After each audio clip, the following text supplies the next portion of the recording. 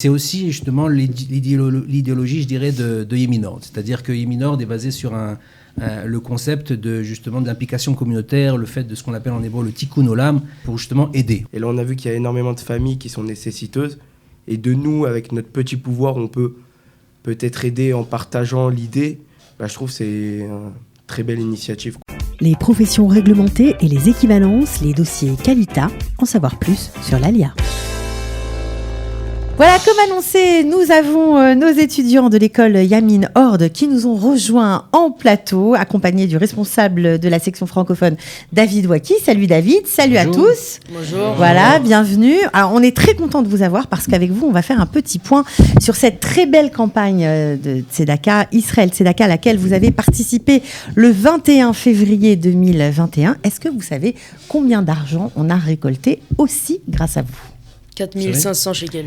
Vous, Oui, mais de en nous. tout, Je ne sais pas. vous savez pas, on a récolté plus de 10 millions de shekels pour aider à peu près 1000 familles. Donc vraiment, on était très, très, très contents que vous ayez participé à cette opération et on voulait vous donner la parole pour que vous nous racontiez un peu comment tout ça s'est passé. Alors, on va peut-être commencer par David. C'est quoi cette école de Yamin Ord ? Alors, Yeminord, c'est avant tout un campus scolaire, lycée-internat, qui se trouve sur le Mont Carmel. C'est quand même une très belle région, le Carmel, donc pas très loin de Haïfa, et qui a justement comme spécialité les jeunes venus justement du monde entier, donc Olim Hadashim en l'occurrence, et depuis déjà un peu moins de 10 ans, un programme pour francophones s'est ouvert, avec aujourd'hui déjà plus de 150 anciens élèves français qui ont été élèves chez nous et qui aujourd'hui sont dans leur cursus militaire ou dans leur cursus universitaire. Aujourd'hui, c'est plus de 65 élèves qui sont à Yeminord et qui sont répartis dans les classes donc, de Kita, ce qu'on appelle Kita Tête, communément, troisième, jusqu'à la terminale, la Yud Bet, pour un cursus israélien. Mais néanmoins, pour ceux qui viennent à peine d'arriver en Israël et qui donc sont Olim Hadashim, fraîchement, je dirais, ou venus sans leurs parents en Israël, de leur donner la possibilité de faire ce cursus la première année en français. Alors là, on le voit, il y a des filles et des garçons. Les filles sont un petit peu cachées derrière moi. Vous êtes entre quoi ? La Kita Tête ? Je crois que les filles, c'est la Kita Tête. Troisième, en fait. Moi, je suis en Yud. Toi, t'es en Yud, Ouais. Et toi, c'est toi qui es en Kita Tête. Voilà, autant pour moi. Il y a des Yud Bet, il y a des Yud, donc première, terminale, il y a un peu de tout.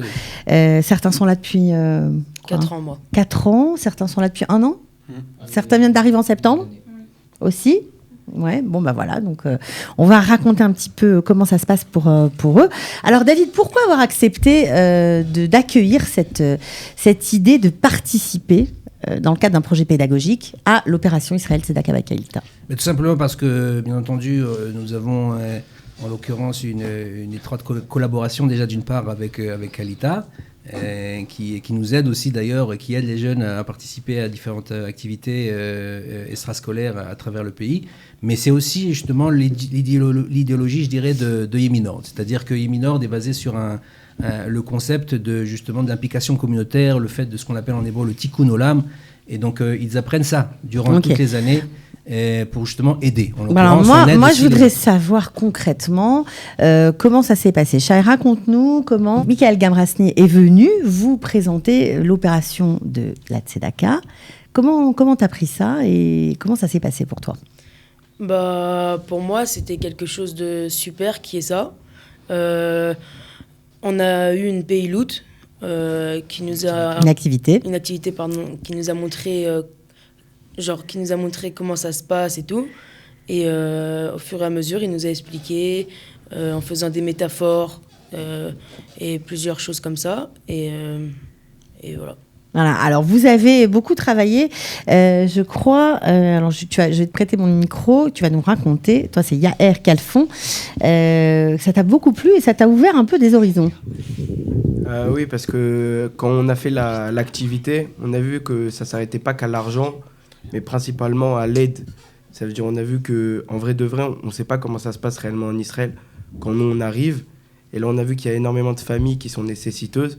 Et de nous, avec notre petit pouvoir, on peut peut-être aider en partageant l'idée. Je trouve que c'est une très belle initiative qu'on a eue. Alors, vous avez aussi décidé de qui que vous alliez aider. Vous avez dû réfléchir. Ça, c'était peut-être un peu inattendu pour vous. Mickaël, il nous a fait la payload, comme Shai a dit, et il nous a donné plein de propositions à choisir et à miser dessus. C'est-à-dire ? Par exemple, il y avait comment aider les Chayalim, comment aider les Olim qui montent direct en Israël, qui n'ont pas de travail, tout ça, et des personnes âgées. Et dessus, sur ces trois objectifs, il fallait qu'on mise sur chacun d'eux. Fallait choisir. Qui aider en priorité et miser dessus. C'est-à-dire miser dessus. Miser pour en fait, qu'on choisisse le plus important. D'accord. Qu'on choisisse l'objectif. Ceux qui ont le plus besoin d'aide, en fait. Ouais. Et avec mon groupe, on a trouvé un autre objectif à part de la liste que Mickaël nous a donnée. C'était aider les enfants handicapés qui montent de France. Alors ça, je crois que ça t'a beaucoup plu à toi parce que c'était un projet qui est venu de vous, en fait. On vous a pas imposé quelque chose, c'est ça ? Ah oui, on nous a pas imposé, on nous a dit est-ce que vous avez peut-être d'autres idées ? On voit qu'il y a des gens, malheureusement, ils naissent malades et ils n'ont pas assez d'aide. Et du coup, avec l'ALIA, quand ils font l'ALIA, ils arrivent, ils sont comme tout le monde, mais ils ne sont pas réellement comme tout le monde, ils ont besoin d'une aide à part. En plus. Et du coup, faire l'ALIA et créer quelque chose qui les aide à mieux s'intégrer, être comme tout le monde, je trouve que c'est quelque chose qu'il faudrait créer. Et comme ça, on peut profiter tous ensemble, et ce qui est super. Donc ça, c'est comme une école spécialisée. Ouais. Bon, y a beaucoup de projets qui sont nés de ces débats. Comment vous avez pris, vous, l'équipe pédagogique, cette activité ? Qu'est-ce que ça a eu comme répercussion sur l'école ? Alors, c'est une répercussion sur le fait que, déjà d'une part, il faut savoir qu'on est quand même un campus scolaire israélien. Oui, bien sûr. Et le fait de voir que les Français aussi se mobilisent pour leur Olim Khadashim, d'une certaine façon, a eu un impact quand même très important au niveau du campus, de l'école, sur le fait que, véritablement, on voit chez les jeunes cette idéologie, je dirais, qui est quand même innée de leur part, d'aider justement leurs frères et leurs sœurs pour pouvoir justement essayer de leur permettre de les intégrer en Israël. Et c'est aussi, bien entendu, le leitmotiv à IMI Nord, c'est-à-dire vraiment leur donner aussi aux jeunes la possibilité de les aider à leur intégration en Israël. Ok. Alors, est-ce que quelqu'un peut me raconter, peut-être Louise, pourquoi, en troisième, c'est quand même assez jeune, qui ta tête, tu as décidé de venir en Israël ? Alors moi, il faut savoir que moi, je suis arrivée en septembre de cette année. Ouais. Et au début, c'est pas du tout moi qui ai eu l'idée. C'est parti d'abord de mes parents. Donc moi, j'étais en 4e. Et ça se passait pas très bien. J'avais aucune motivation pour travailler. Vraiment, je faisais rien. Et ça a fait... même à moi, je me suis dit, ouais, il faut que ça change. Je vais pas rester comme ça la 4e, la 3e. Et mon père, il a pris ça très, très à cœur. C'est-à-dire que pour lui, l'école, c'est très important. Et donc, d'abord, il m'a dit que je devais changer d'école, avoir une école qui était plus adaptée pour moi, peut-être, pour que peut-être j'ai plus de motivation. Peut-être en France. Oui, d'abord, c'est en France. Ouais. Tout d'abord, c'était en France. Et ensuite, il m'a parlé de peut-être aller toute seule quelque part, pour prendre peut-être un chemin toute seule, peut-être que ça me ferait du bien à moi. Moi, au début, j'avais aucune envie de partir, vraiment d'aller nulle part, j'avais aucune envie. Ouais. Mais au fur et à mesure, je me suis dit que peut-être pour moi, commencer un nouveau départ toute seule, c'est-à-dire toute seule, sans parents, dans un autre pays, moi, ça m'aurait fait énormément de bien. Et c'est pour ça que j'ai direct dit oui. Et donc, c'est comme ça. Est-ce que c'était bénéfique pour toi ? Ça t'a apporté un mieux-être ? Tu te sens mieux ? Oui. C'était au niveau de l'école aussi, c'était plus intéressant ? Oui. Pourquoi ? Parce que je pense que l'éducation en France, elle est pas du tout comme en Israël. C'est-à-dire en Israël, ils voient tout au potentiel, ils te rabaissent pas, ils sont là pour toi. Tu sais très bien que si tu as une difficulté, ils seront là pour toi, ils seront là pour t'aider et ça te motive énormément. Alors qu'en France, pas du tout. Et je pense que c'est beaucoup mieux pour moi ici. Ah bah dis donc, ça c'est un plaidoyer pour Yamin Nord, où je m'y trompe. Ok Louise, alors vous êtes tous un peu comme ça. Vous aviez tous des difficultés en France à l'école ? Oui. Ouais. C'était la grande galère. Mais à quel niveau ? Parce que c'était trop dur ? Parce que quoi ? Parce que l'ambiance était insupportable ? Parce que vous étiez largués ? Pourquoi ? La vérité, pour ma part, c'était parce que déjà au niveau des études, j'étais noyé.